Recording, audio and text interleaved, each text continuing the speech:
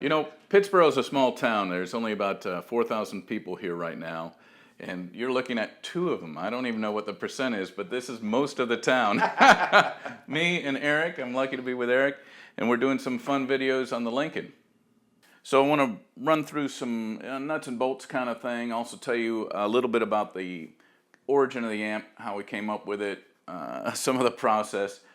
But anyway, I'll start with the origin of the amp. You know, we have a lot of our amps in recent history have started with dealer requests. A dealer might say, hey, can you do something with 6v6s that's a little like this? Or I kind of feel like people would really like, you know, a 1-watt amp or something like this.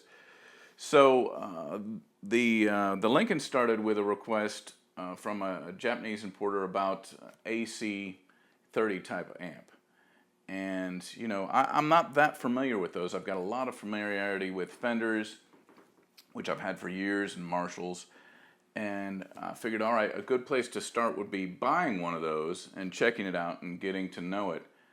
And we have a number of U.S. dealers who specialize in vintage stuff, which is fun. I had to look and look, but I found this AC-10, a 1964 AC-10 that a guy had in England. And I bought it from him, and he shipped it over in a box with virtually zero padding. I couldn't believe it, and the lid wasn't even taped down, but it made it somehow and was in perfect shape. So anyway, I really got to dissect that amp, took it apart, I mean not literally apart, but looked inside, measured things, played it, and it had a lot of really interesting vibes. It had a really great sort of compression to it when you hit hard. And it also was just kind of a euphonic clean if you backed off and just played softly. And the distortion was really good when you cranked it up in a way that it wasn't heavy metal, but it just kind of got out of the way of anything you don't like about distortion and just sort of sung and sounded really good. So anyway, that amp became the inspiration mostly for the Lincoln's power supply and some of the preamp. And then I borrowed from later Voxes some of the AC-30 tone sections.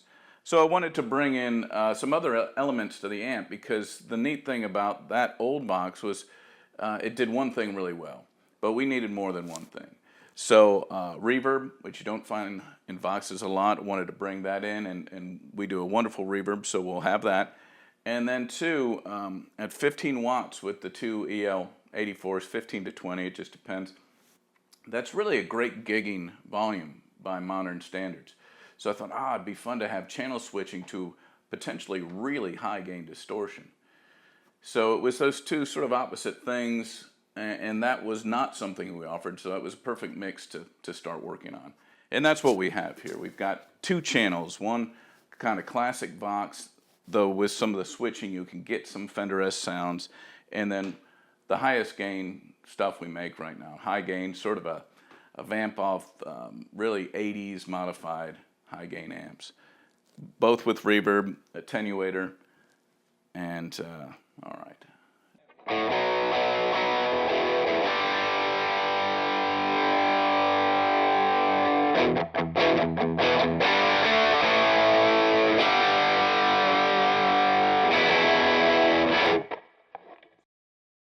Yeah, that was just a lot of talk.